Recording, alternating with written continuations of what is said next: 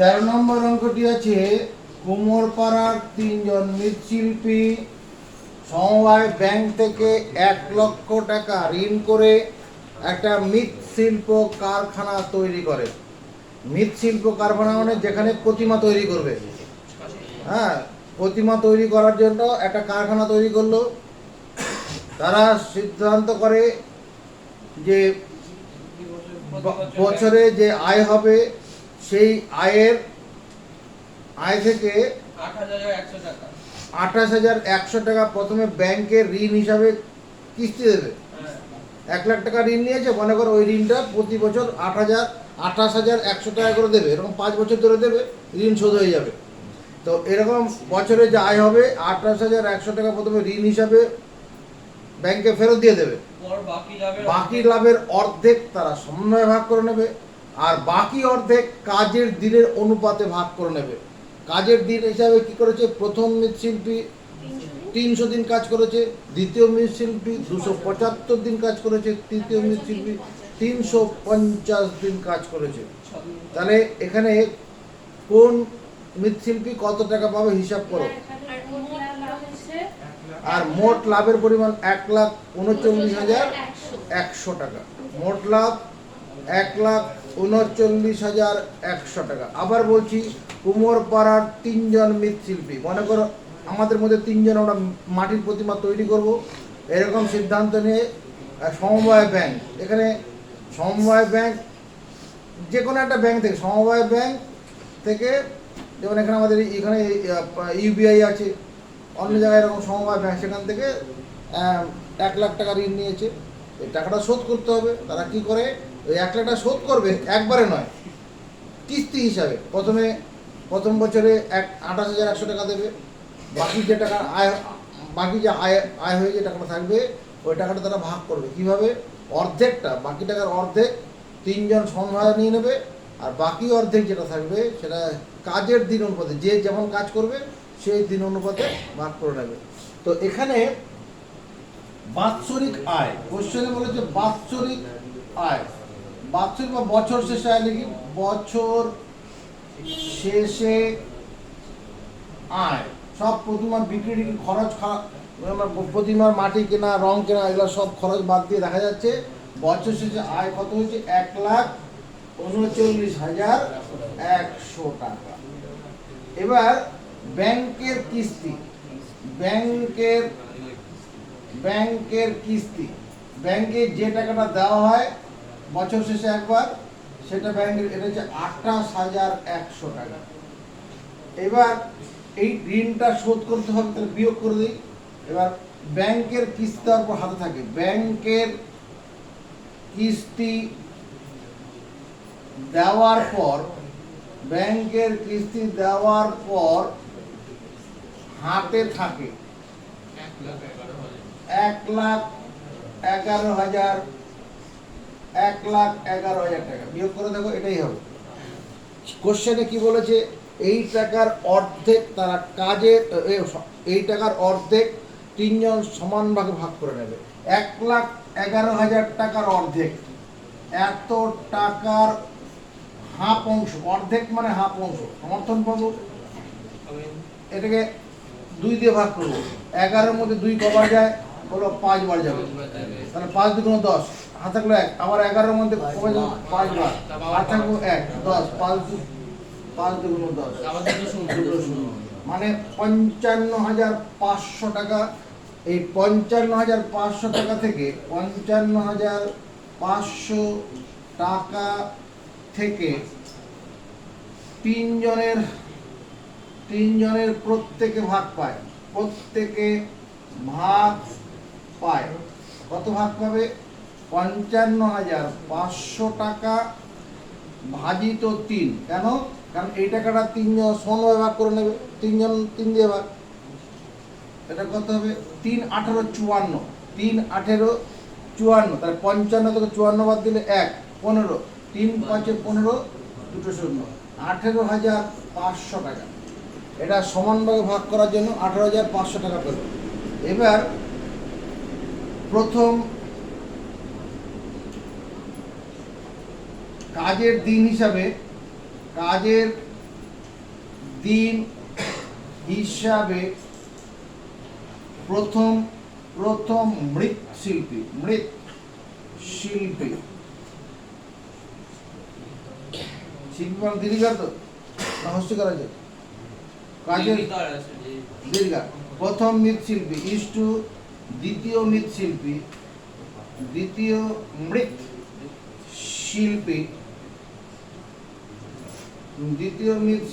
Is to তৃতীয় মৃৎশিল্পী এটা সমান প্রথম মৃৎশিল্পী যেটা আছে কতদিন কাজ করেছে? 300 দিন। দ্বিতীয় মৃৎশিল্পী 275 দিন কাজ করেছে। তৃতীয় মৃৎশিল্পী 350 দিন কাজ করেছে। সবাইকে দেখো 25 দিয়ে কাটবে। 25 দিয়ে কাটলে কষ্ট হবে না কষ্ট? এই 300-র মধ্যে 25 আর 30-এর মধ্যে 25 কবার যায়? আওয়াজ তোল একবার। 25 একে 25, তাহলে 30 থেকে 25 বাদ দিলে 5, 50, 25 দুগুণ 50। এটা 25 দিয়ে কাটবে। 25 একে 25, 27 থেকে 25 বাদ দিলে 2, 25, আবার 25 একে 25, এটাও 25 দিয়ে কাটবে। আরে 25 একে 25, 35 থেকে 25 বাদ দিলে 10, 0, 100, মানে 4 পয়সা 100। তাহলে কত হচ্ছে? 12:11:14। আর না হলে তুমি 5 দিয়ে কাটবে, সময়টা বেশি লাগবে। এটা সম্ভব হচ্ছে বলে করলাম আমি। এবার কি বলেছে, এই যে বাকি মানে সমান ভাগে ভাগ করার পরে সমানভাবে ভাগ করে নেওয়ার পর শিল্পীদের হাতে থাকে। ওরে দাদা, শিল্পীদের হাতে থাকে কত টাকা? হাতে থাকবে, ব্যাংকের প্রথমে ঋণ দিয়ে দিয়েছিল, সেই ঋণ দেওয়ার পরে হাতে ছিল 1,11,000 টাকা। এবার এই 1,11,000 টাকার অর্ধেক মানে 55,500 টাকা। এই টাকাটা তো সমানভাবে ভাগ করে নিয়েছে। এটা বিয়োগ ফলটাই যেটা হবে সেটা ওই 1,55,500 টাকাই হবে। এই টাকাটা হাতে থাকবে। 1,11,000 টাকা ব্যাংকের ঋণ দেওয়ার কথা ছিল, সেই টাকার অর্ধেক 55,500 টাকা। এরপরও হাতে এই টাকাটা থাকবে, এই টাকাটা হাতে থাকবে। এবার এত টাকা থেকে কাজের দিন হিসাবে প্রথম মৃৎশিল্পী ভাগ পায়। প্রথম মৃৎশিল্পী কি করে? ভাগ পান।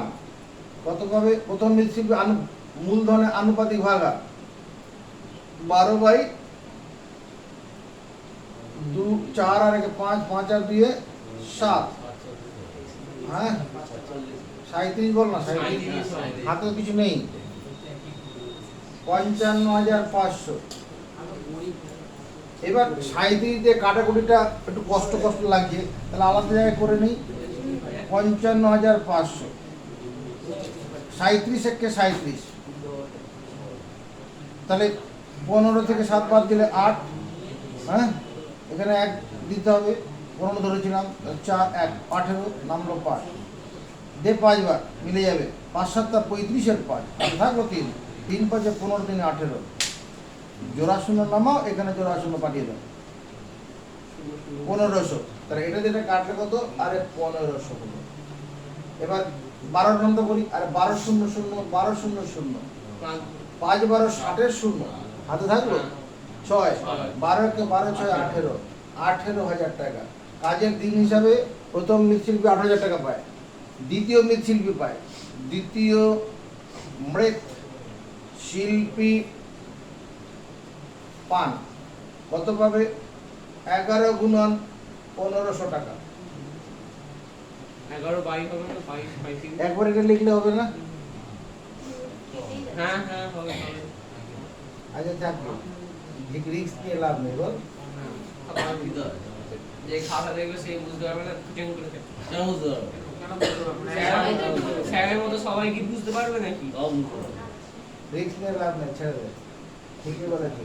ওই এরকম স্বাভাবিক নিয়মে করেনি কেন? যদি একই যে হবে ঠিক আছে, স্যারের মতো সবাই বুঝতে পারবে। 5 11 55 5 হাতে গেল 5, 11 কে 11 আর 5 16, 16,500 টাকা। আর তৃতীয় মৃৎশিল্পী ভাগ পায়, তৃতীয় মৃৎশিল্পী ভাগ পান কত পাবে? 14/35 ইন্টু 55,500। এটা সেখানে কাটলে 1500। চলো 14 নম্বর করি। 14 শূন্য শূন্য 14 শূন্য 5 14 70 এর শূন্য। আর থাকলো 7, 14 কে 14 7 21, 21,000 টাকা। তাহলে প্রথম মৃৎশিল্পী মোট পেল, প্রথম মৃৎশিল্পী মোট পান কত পাবে?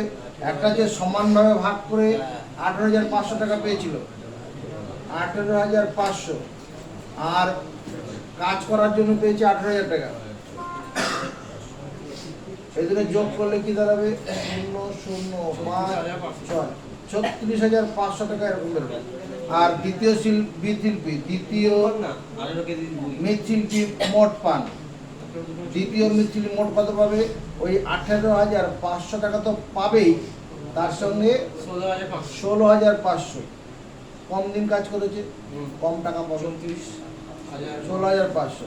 এটা যোগ করলে কত? 0 0 0 14 15, 35,000 টাকা হচ্ছে। এবং তৃতীয় মৃৎশিল্পী একই রকম ভাবে করে নেবে। পরবর্তী অঙ্ক 14 নম্বর। নেক্সট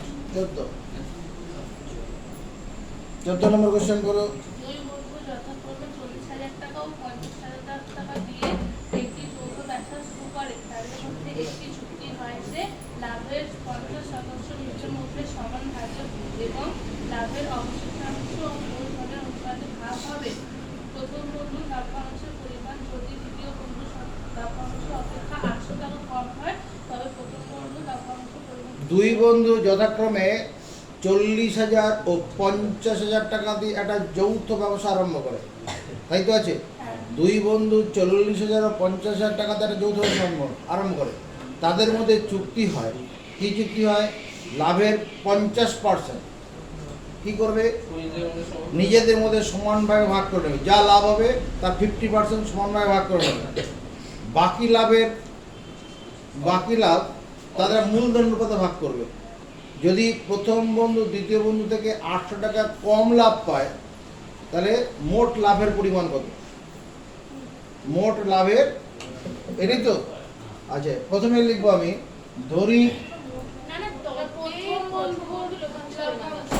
প্রথম বন্ধু কত টাকা লভ্যাংশ পেয়েছিল। ধরি মোট লাভের পরিমাণ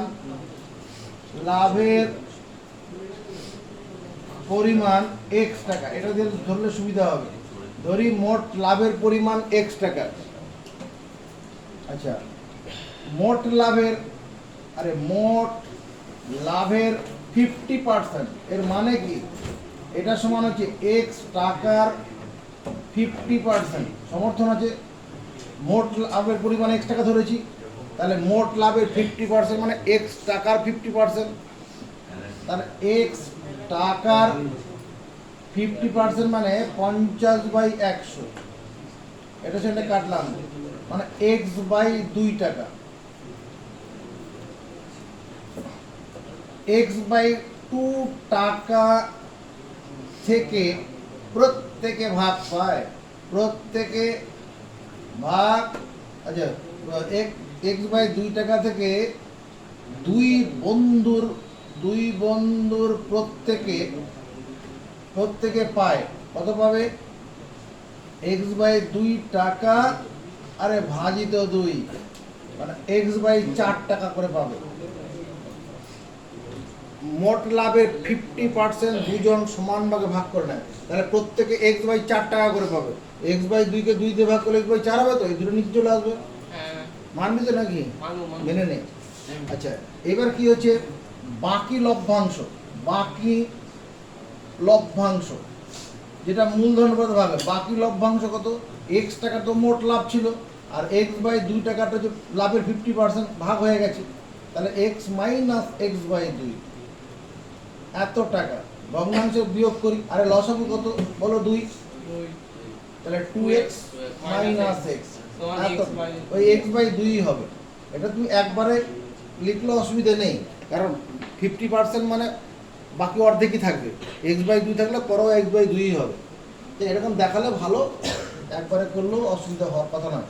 যাকে এবার প্রথম বন্ধুর মূলধন, ব্যবসা শুরুতে প্রথম বন্ধুর মূলধন, প্রথম বন্ধুর মূলধন ইজ টু দ্বিতীয় বন্ধুর মূলধন, দ্বিতীয় বন্ধুর মূলধন, প্রথম বন্ধুর মূলধন 40,000 টাকা ইজ টু দ্বিতীয় বন্ধুর মূলধন 50,000 টাকা। এখানে 4টে করে শূন্য আমরা কেটে দিলাম, 4:5। তাহলে মূলধন হিসাবে প্রথম বন্ধু ভাগ পায়, প্রথম বন্ধুর ভাগ কি বলছে, এই x বাই 2 টাকাটা তো মূলধনের মধ্যে ভাগ করে, x বাই 2 টাকাটা কিভাবে ভাগ হয়, মূলধনের মধ্যে। তাহলে মূলধন হিসাবে মানে ব্যবসায় যে টাকা দিয়েছিল সেই হিসাবে প্রথম বন্ধুর ভাগ কত হবে, 4/5, 4/9, 4 আর 5 9, 4 আর 5 যোগ করে 9, 4/9 ইন্টু x টাকা, অর্থাৎ 4x/9 টাকা। আর মূলধন হিসাবে দ্বিতীয় বন্ধুর ভাগ, দ্বিতীয় বন্ধুর ভাগ কত হবে, 5/9 ইন্টু x টাকা, 5x/9 টাকা।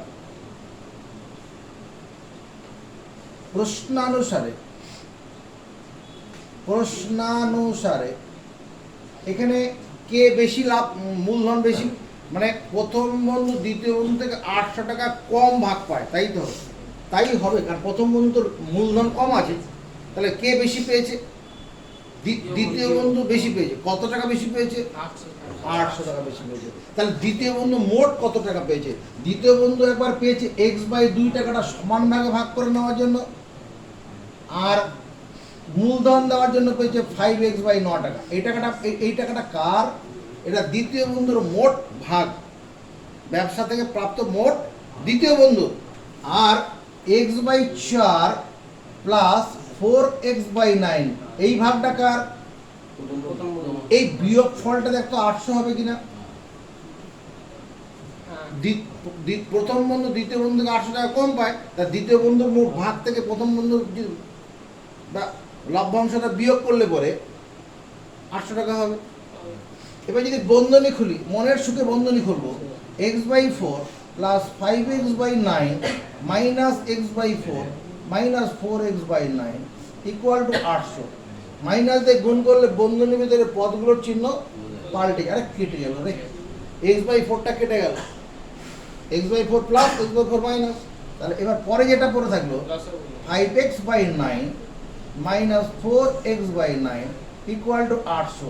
প্রত্যেকে মনের সঙ্গে কত দিয়ে গুণ করবো, 9 দিয়ে গুণ করি, 9 দিয়ে গুণ করলে এটা কত হবে বলো 5x, এটা কত হবে 4x, এটা কত হবে 8 9 72, 7200। তাহলে x এর মান কত 7200, x সমান কত, তার মানে x টাকা সমান 7200 টাকা। এটা হচ্ছে মোট লাভ, এটা উত্তর নয়, এটা উত্তর নয়, এটা মোট লাভের পরিমাণ। এবার প্রশ্ন করো কি বের করতে বলেছে, প্রথম বন্ধুর লাভ্যাংশের পরিমাণ। তাহলে এই যে অংশটা আছে, এই অংশটাতে যদি x এর মান বসিয়ে দেই প্রথম বন্ধুর লভ্যাংশ হয়ে যাবে না, এই অংশটা বসাবো, অর্থাৎ প্রথম বন্ধুর লভ্যাংশের পরিমাণ, প্রথম বন্ধুর লভ্যাংশের পরিমাণ, প্রথম বন্ধুর লভ্যাংশের পরিমাণ কত, x এর মান হচ্ছে 7200। দাদারে এখান থেকে এক্সট্রা টেরে বার করে নে, 7200 ইন্টু 1/4 প্লাস 4/9 এত টাকা। দেখতে ওর মানবি কিনা, আমি এই অংশটার মধ্যে এই অংশটা তো উত্তর হবে, এখানে এক্সটাকে বার করে নিলাম, আর বাকি অংশটা 1/4 আর 4/9 থাকলো, এটা ভগ্নাংশের যোগ করি, কাটাকুটি করবো, উত্তর কি করবে? ধরা দেবে। 7,200 কত লসগু হবে? 4 আর 9 লসগু কত? আওয়াজ তোলো। 36 লসগু। এখানে 36কে 4 দিয়ে ভাগ করে 9, 9 1 কে 9, এটা 4 4 16 এত টাকা। এটা সেখানে কাটলে কত? 36 দুগুণ 72, 200। তাহলে এখানে কত আছে? 16 আর 9 25, 25কে 2 দিয়ে গুণ 25 আর 200 হচ্ছে তো। 5,000 ভুল হয়ে গেল। 5,000 অঙ্কটা উত্তর নয়। এই আবার প্রশ্নটা পর। 5,000 টাকা উত্তর হবে না। কোশ্চেনটা দেখ কি প্রথম বন্ধু না দ্বিতীয় বন্ধু বলেছে? প্রথম বন্ধুর লভ্যাংশের পরিমাণ। প্রথম বন্ধুর লভ্যাংশের পরিমাণ। প্রথম বন্ধু তো x/4 টাকা পাচ্ছিল, x/4 পাবে, আর মূলধনের জন্য 4x/9 পাবে। এখানে ভগ্নাংশের যোগ ভুল করলাম না, হলে কি ওদের তো ভুলই হয়েছে। ভুলটা বার করি, তোরা অঙ্কটা শুরু। এই যে মূলধন হিসাবে এই জায়গা এইখানে ভুলটা হয়ে গেছে। প্রথম মূলধন হিসাবে প্রথম বন্ধুর ভাগ 4/9 ইন্টু x টাকা হবে কি না? x টাকা হবে না, x/2 হবে। হ্যাঁ, x/2 টাকাটা। আরে মোট লাভের অর্ধেক তো 50% হিসাবে দুজন ভাগ করে নিয়ে নিচ্ছে, বাকি তো x/2 টাকা পড়ে আছে। ও বাকি লভ্যাংশ তো মূলধনের মতো ভাগ হবে, বাকি লভ্যাংশ তো কি হবে? তাহলে এটা x/2, তাহলে এখানে 18 হয়ে যাবে। এখানে তাহলে 18 হবে, বাকি একই থাকবে। তাহলে এখানে আমার কি হবে? এখানে 9 এর জায়গায় কত হবে? 18, এই বাচ্চারা 18 হবে, এখানে 18 হবে, এখানে 18 হবে। এবার এখানে 18।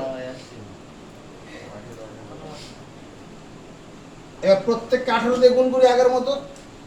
18 দিয়ে গুণ করলে কত হবে? 18 গুণন 400 থাকুক, 18 গুণ করে কষ্ট করবো না। 18 গুণন 400, তাহলে x এর মান কত হবে? এই 18 গুণন 400 মানে তোমার 8 8 64 4, 8 1 8, 8 8 6 14, 144, 14,400 টাকা। এটা ঠিক আছে, 14,400, 14,400 টাকা। তাহলে এবার এখানে বসাতে হবে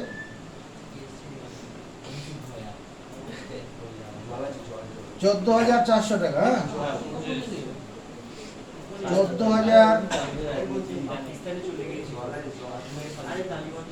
14,400/4 প্লাস 4 গুণন 14,400/18। এটা প্রথম বন্ধুর ভাগ।